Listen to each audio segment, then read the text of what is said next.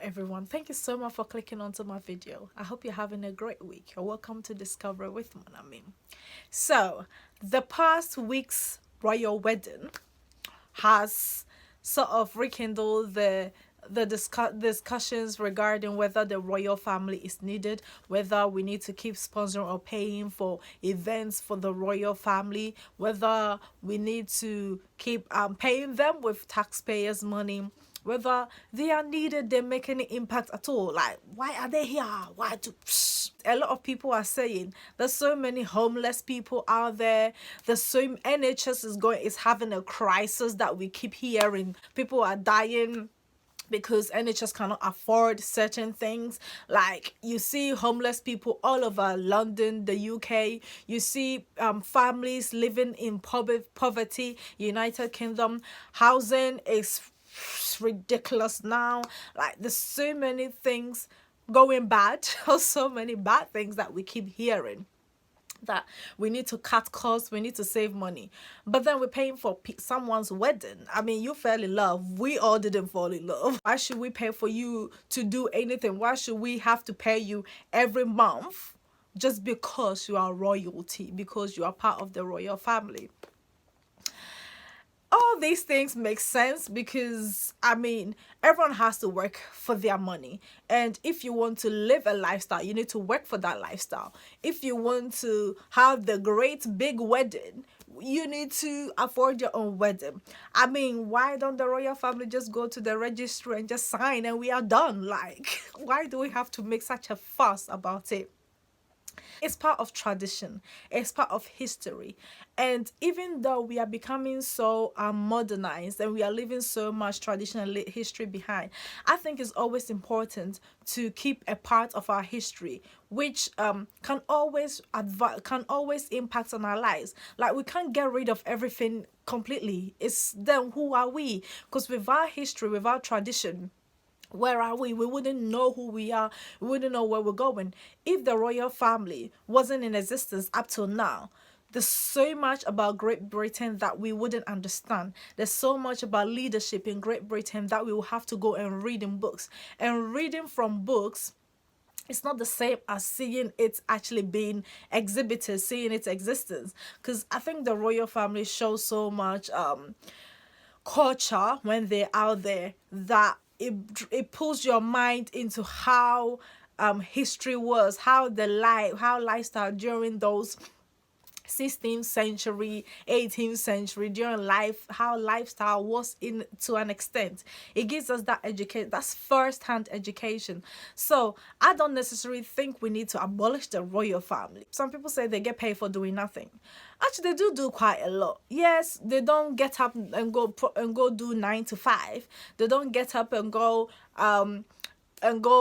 get their job description, apply for jobs and things like that. They don't have to do that. It's a tourist attraction. The United Kingdom Great Britain makes a lot of money because of the royal family. People want to, even this wedding alone, I'm sure so many tourists came to this wedding alone just for that experience. That if it wasn't this elaborate, if it wasn't this big, we wouldn't make that money. No one will come and watch anything. Imagine they just go to the registry office and just sign. No one is gonna come and watch that. So even though we have to pay them to be who they are, we have to pay them because of the privilege they have, here's what it is: we still make something of them.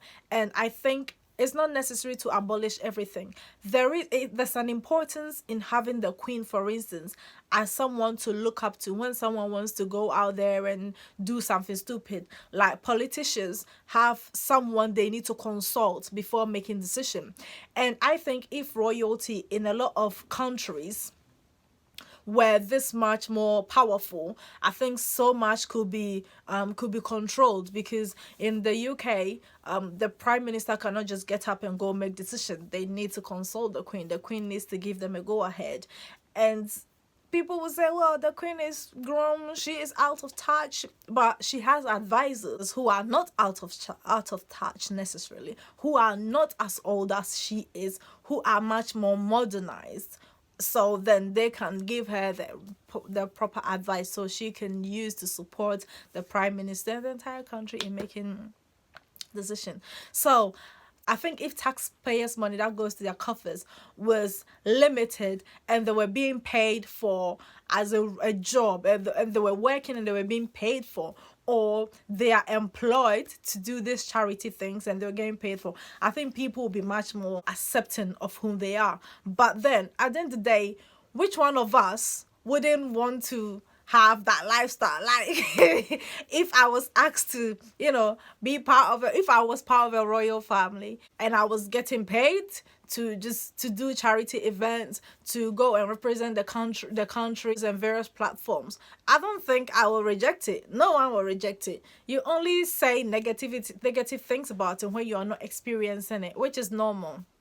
And it's true, the amount of money that went into this particular wedding alone could have done a lot for so many people. But then they are not the only part in the United Kingdom or Great Britain where money is going that we wish would be diverted somewhere else.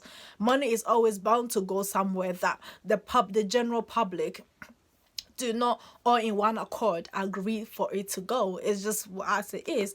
I mean, we're talking about European Union nowadays. We are paying money to the European Union. People don't want that to happen, but it is happening.